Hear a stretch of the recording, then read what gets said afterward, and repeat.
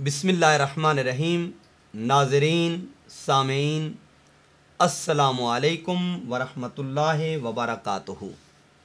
जैसा कि आप जानते हैं कि इमाम नववी रहमतुल्लाह ताला अलैह आपकी तसनीफ़ लतीफ़ बुस्तानुल आरिफ़ीन की सीरीज़ जारी व सारी है। आज उसके 58 दर्स मुबारक के साथ आपकी खिदमत में हाजिर हैं। पीछे हमने इखलास से मुताल्लिक गुफ्तगू समात की और आज के दर्स मुबारक में सिद्क से मुताल्लिक चंद एक बुनियादी चीज़ें अर्ज़ की जाएंगी।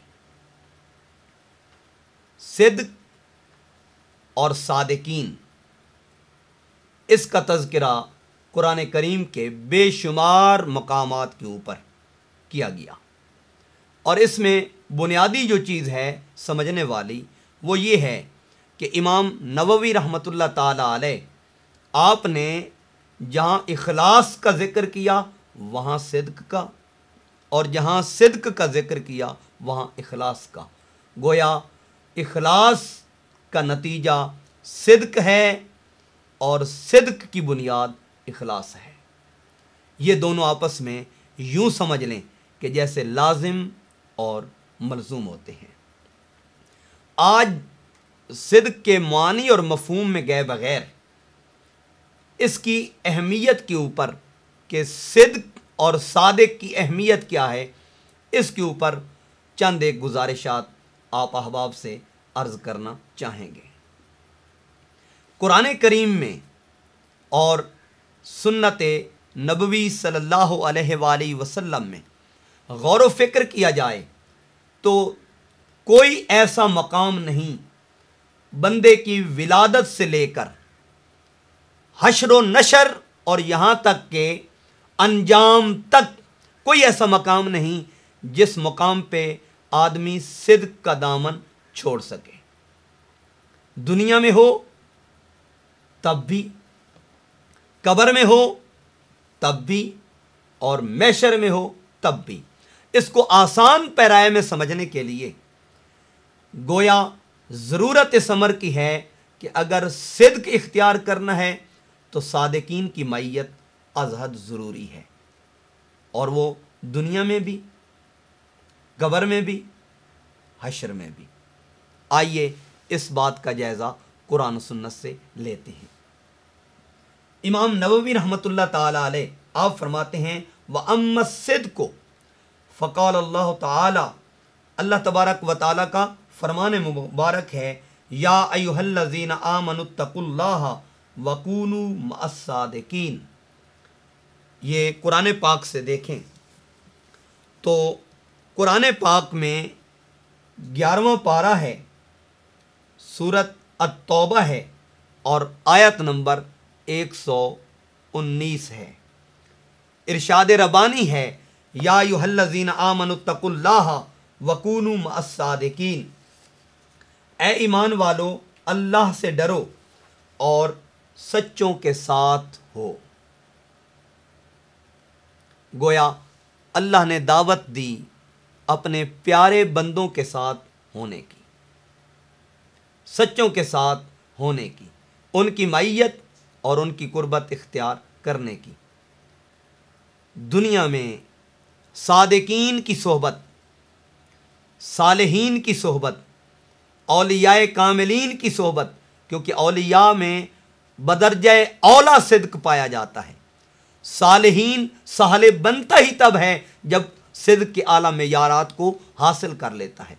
तो अल्लाह ताला ने इरशाद फरमाया या अय्युहल्लज़ीना आमनुत्तकुल्लाह वकूनू मअस्सादिकीन, और ये सादिकीन की मायत इस दुनिया के अंदर आदमी को सिद्क पे आमादा करती है, सच्चाई पे आमादा करती है, रास्तबाजी पे आमादा करती है, रास्त गोई पे आमादा करती है। तो दुनिया में अगर कामयाबी, कामरानी, फलाह और बका चाहते हो तो फरमाया वकूनू मअस्सादिकीन, सादिकीन की सोहबत को इख्तियार करो। सवाल पैदा होता है کہ آخر صادقین کی معیت اتنی لازمی کیوں؟ مگر اس جواب کے لیے آپ کو اس آیت مبارکہ کے اندر غور و فکر کرنا پڑتا ہے۔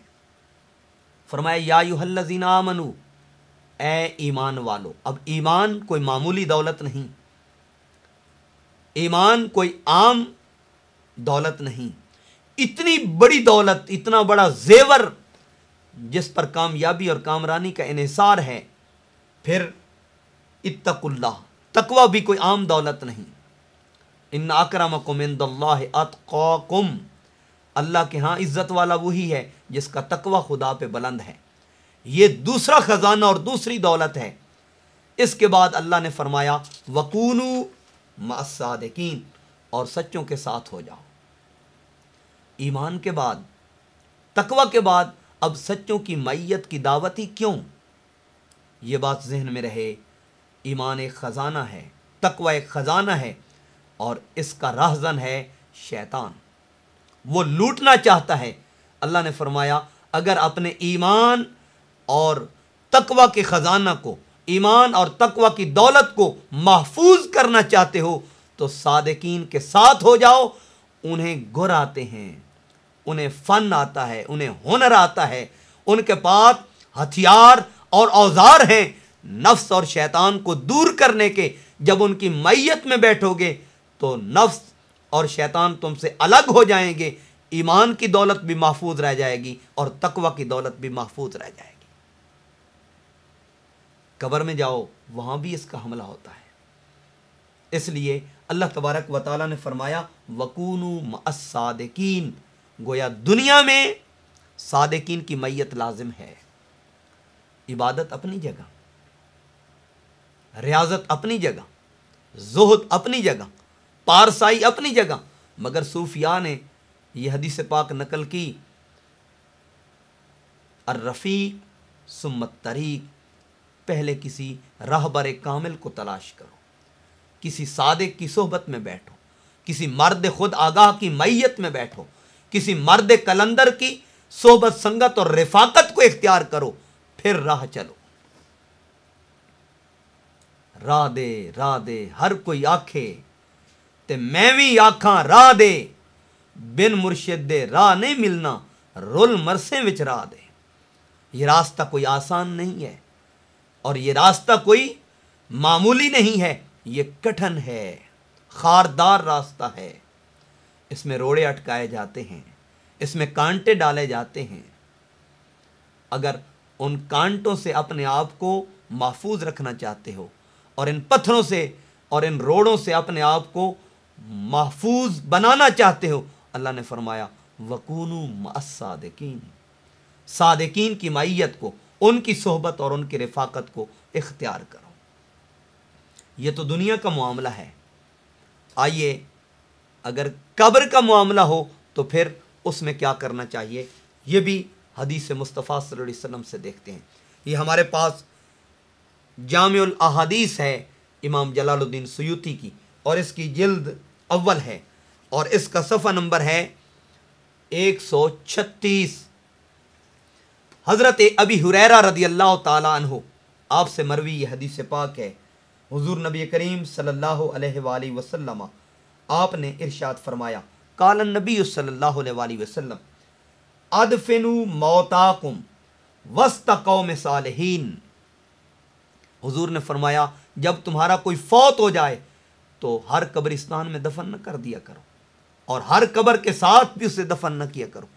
یا رسول اللہ، دنیا دارالعمل تھا، وہ تو نپٹا کے چلا گیا، دنیا میں اس نے اعمال اختیار کرنے تھے، وہ اس نے کر لیے، اب قبر میں تو جزا ہے، تو پھر قبر میں بھی نیک لوگوں کی، صادقین کی، صالحین کی معیت لازم کیوں؟ قبر میں ان کے ساتھ دفن ہونا کیوں؟ فرمایا ادفنوا موتاکم وسط قوم صالحین۔ ہر جگہ اپنے مردوں کو، اپنی میتوں کو دفن نہ کیا کرو، اپنے مرنے والوں کو ہر قبر کے ساتھ اور ہر اہل قبر کے ساتھ دفن نہ کیا کرو۔ یا رسول اللہ کہاں دفن کریں؟ فرمایا وسط قوم صالحین، صالحین کی قوم کے درمیان میں دفن کیا کرو، جہاں صالحین کے مزارات ہوں۔ اگر مزارات پہ جانا روا نہیں تو مزارات کے مابین دفن کرنا کیسے روا ہے؟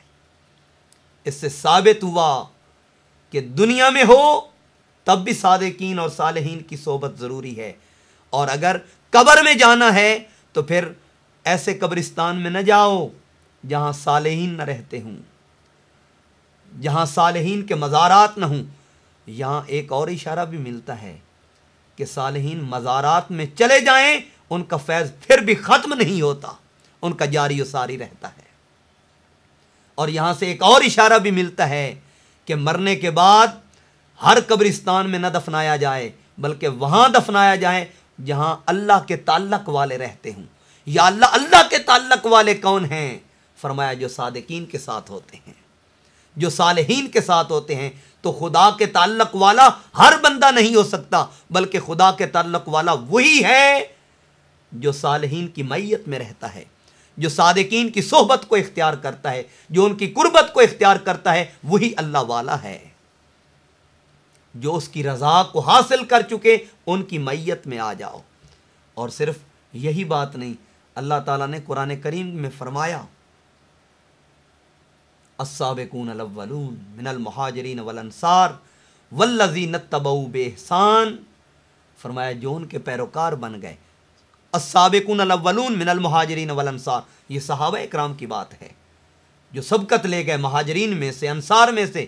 فرمایا والذین اتبعوا باحسان، اور جو ان کی پیروی کو کرتے ہیں، ان کی اتباع کو اختیار کرتے ہیں بھلائی کے ساتھ، ان کا نتیجہ کیا ہے؟ رضی اللہ عنہم ورضوا عنہ، خدا ان سے راضی ہے، وہ خدا سے راضی ہو گئے۔ گویا پیروی دنیا میں ہو تب بھی لازم ہے، اور مرنے کے بعد بھی خود کو آزاد نہ کرو، بلکہ وسط قوم صالحین، صالحین کی قوم کے مابین اپنی میتوں کو دفن کرو۔ یا رسول اللہ حکمت کیا ہے؟ فرمایا فَإِنَّ الْمَيِّتَ يَتَعَزَّى بِجَارِ السُّوءِ کما یتعزى الحی بجار السوء، حضور نے فرمایا بے شک میت کو برے پڑوسی کے نتیجے میں تکلیف پہنچتی ہے، اذیت پہنچتی ہے، درد و کرب پہنچتا ہے۔ یا رسول اللہ وہ کیسے؟ فرمایا جس طرح زندہ اپنے برے پڑوسی سے تکلیف میں، آزمائش میں ہوتا ہے، اسی طرح میت بھی بری میت کے پڑوس میں رہ کر تکلیف میں رہتی ہے۔ اور اگر اپنی میتوں کو راحت پہنچانا چاہتے ہو تو پھر کسی مرد کامل اور کسی ولی کامل کی صحبت میں اسے دفن کرو۔ حضور داتا علی حجویری رحمت اللہ علیہ، ان کی میت میں دفن کرو۔ حضور بابا فرید گنج شکر رحمت اللہ علیہ، ان کی میت میں دفن کرو۔ خواجہ قطب الدین بختیار کاکی رحمت اللہ علیہ، ان کی میت میں دفن کرو۔ خواجہ معین الدین چشتی اجمیری رحمت اللہ علیہ، ان کی میت میں دفن کرو۔ حضور بابا فرید گنج شکر رحمت اللہ علیہ، ان کی میت میں دفن کرو۔ عارفوں کے سلطان، سخیوں کے سلطان حضرت سلطان باہو رحمت اللہ علیہ، ان کی میت میں دفن کرو، تاکہ ان کے فیض اور ان کے وجود مسعود کی برکت سے میت کو بھی راحت پہنچے۔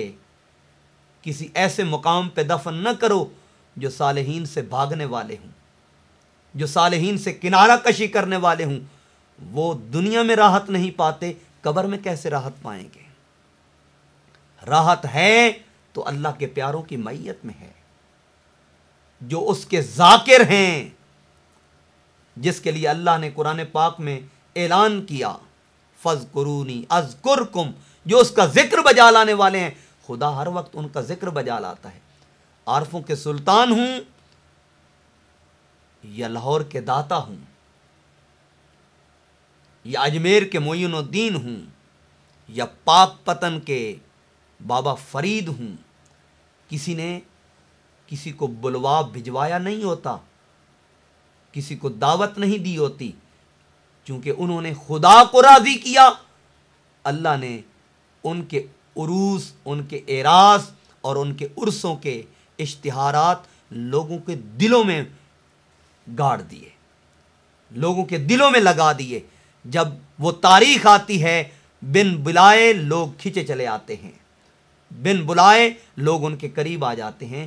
کیوں کہ اللہ نے جبریل امین کے ذریعے یہ اعلان اور یہ منادی کروا دی ہوتی ہے کہ وہ مجھ سے محبت کرتا ہے، اے میری مخلوق تم ان سے محبت کرو۔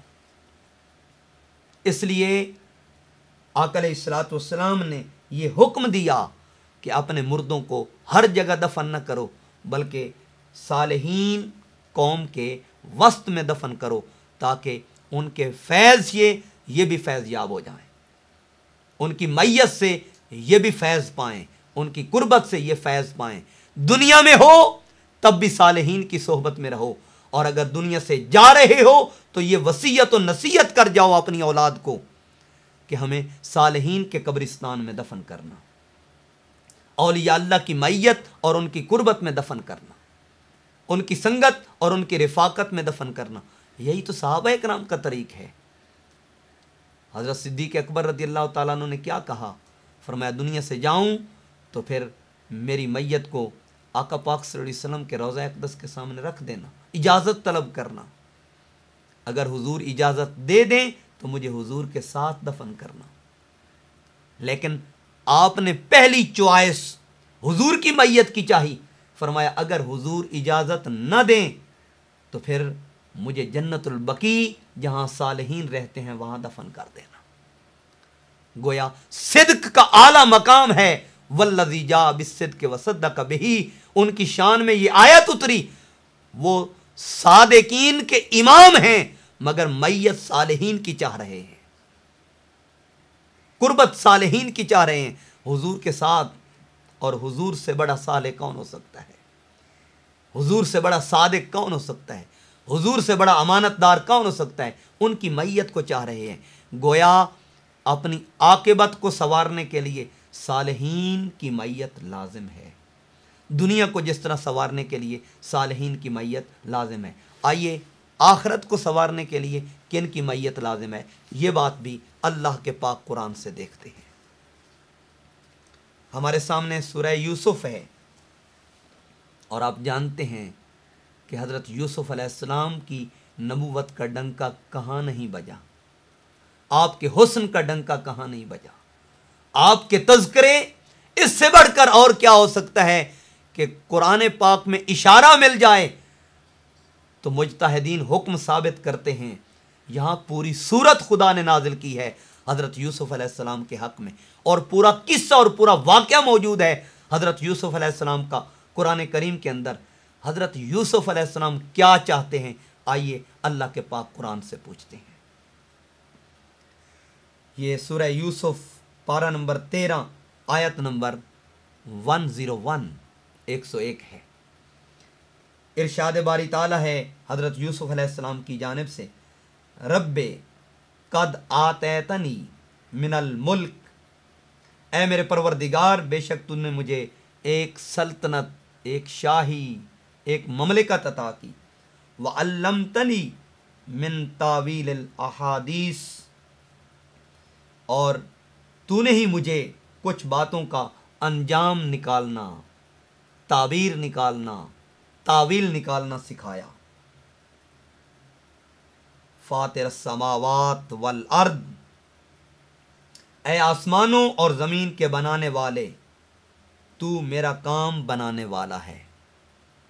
جس نے آسمانوں کو، زمین کو تخلیق کیا، وہی سب معاملات طے فرمانے والا ہے اور کام کار کو انجام تک پہنچانے والا ہے۔ ان کلمات اور اللہ کا شکر بجا لانے کے بعد، اللہ کی ذات کی تعریف، توصیف، حمد و ثنا بجا لانے کے بعد حضرت یوسف علیہ السلام اللہ کے حضور التجا کر رہے ہیں، انت ولی فی الدنیا والآخرہ، اے میرے پروردگار تو ہی میرا دنیا اور آخرت میں ولی ہے۔ ولی سے بھاگنا نہیں چاہیے، ولی کے قرب کو، اس کی معیت کو اختیار کرنے کے لیے اللہ کے حضور التجا کرنی چاہیے، ملتجی ہونا چاہیے۔ آپ فرماتے ہیں یا اللہ تو دنیا میں بھی میرا ولی ہے، آخرت میں بھی میرا ولی ہے۔ پھر فرماتے ہیں توفنی مسلما والحقنی بالصالحین، یا اللہ تو مجھے دنیا سے اٹھانا تو مسلمان اٹھانا، میرا وصال ہو تو حالت ایمان اور حالت اسلام پر ہو، والحقنی بالصالحین، اور مجھے لاحق فرما صالحین کے ساتھ، میرا شمار صالحین کے ساتھ فرما دے۔ گویا لاحق ہونے کا مطلب دو مفہوم ہیں، ایک قبر میں جاؤں تو میں صالحین کے ساتھ ہوں، اور دوسرا اٹھوں میرا حشر نشر ہو تو وہ بھی صالحین کے ساتھ ہو۔ میرا ایک سوال ہے، جس کا ولی دنیا میں بھی اور آخرت میں خدا ہو جائے، اسے صالحین کے ساتھ، ان کی میت کے ساتھ جانے کی، رہنے کی، اٹھنے کی، مرنے کی التجا کرنا ہی کیسا؟ اور یہ کوئی کسی عالم کی، کسی مولوی کی بات نہیں، یہ اس نبی کی بات ہے جس کا باپ بھی نبی، جس کا دادا بھی نبی، جس کا پردادا بھی نبی، خود بھی نبی ہیں۔ حضرت یعقوب علیہ السلام والد ہیں، وہ بھی نبی ہیں۔ حضرت اسحاق علیہ السلام دادا ہیں، وہ بھی نبی ہیں۔ اور حضرت ابراہیم علیہ السلام پردادا ہیں، وہ بھی نبی ہیں۔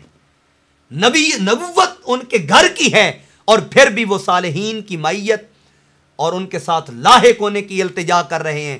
گویا انبیاء کا یہ وتیرہ رہا ہے، اللہ کے حضور ان کی التجا رہی ہے، یا اللہ نبوت ہے، برحق ہے، تو نے چن لیا ہے، برحق ہے، نبی بنا دیا، برحق ہے، لیکن صالحین کے ساتھ لاحق فرما دے۔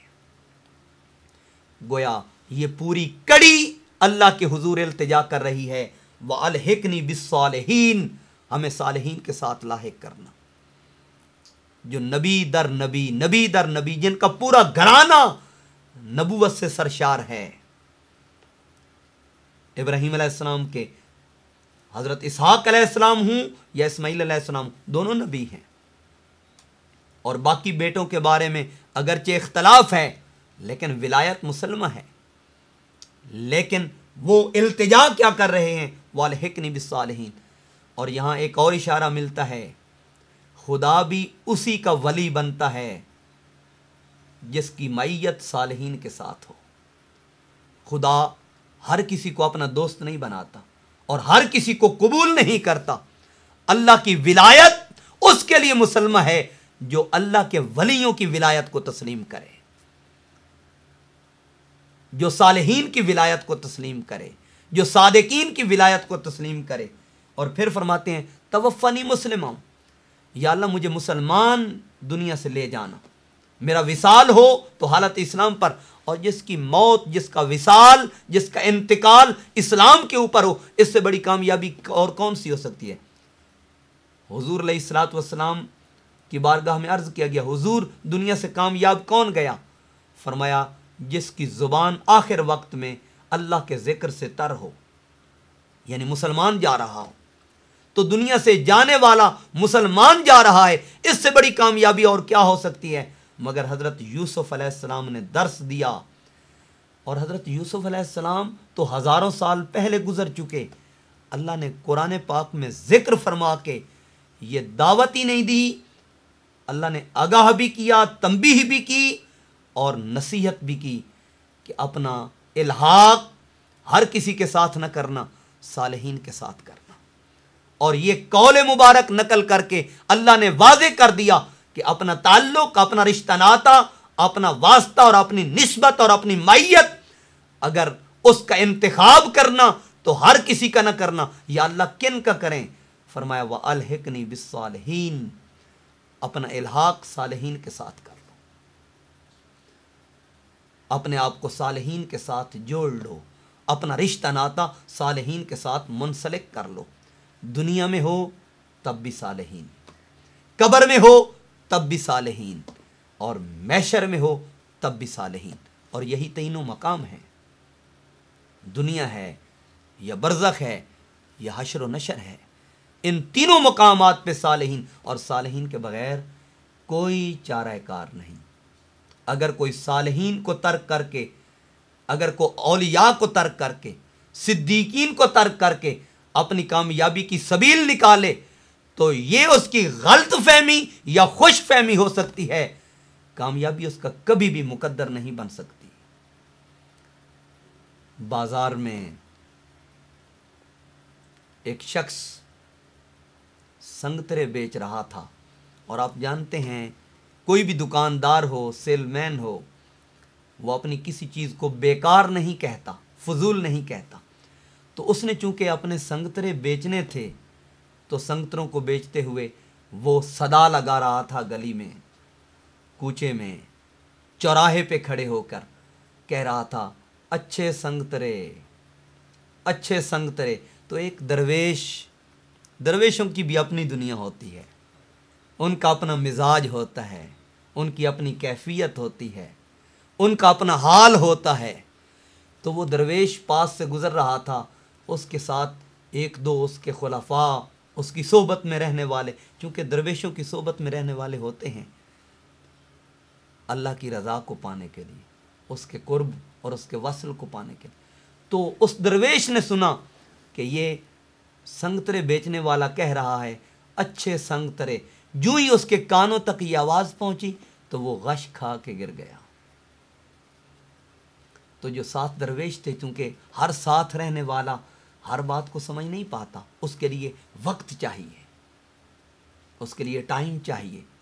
ہم 2 دن آ کے کہتے ہیں کہ سب کچھ پا لیں، زندگیاں بیت جاتی ہیں، پھر جا کے منزل ملتی ہے۔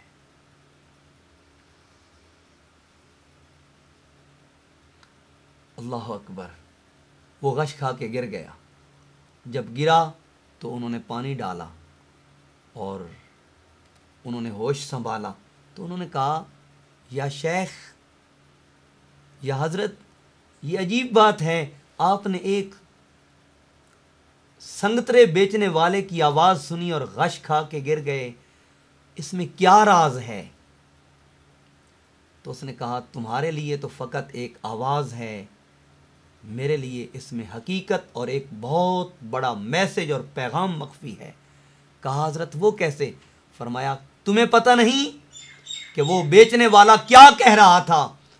اچھے سنگ ترے۔ حضور یہ کیا ہے؟ فرمایا وہ کہہ رہا تھا جو اچھوں کے لڑ لگ گیا وہ تر گیا۔ جیسے میاں محمد بخش صاحب رحمۃ اللہ تعالی علیہ، آپ فرماتے ہیں کہ لوہا پانی میں جائے تو ڈوب جاتا ہے، اگر وہی لوہا پھٹے کے سنگ لگ جائے، پھٹے کی میت اختیار کر لے تو وہ پانی میں تیرتا ہے، گویا وہ بھی کنارے لگ جاتا ہے۔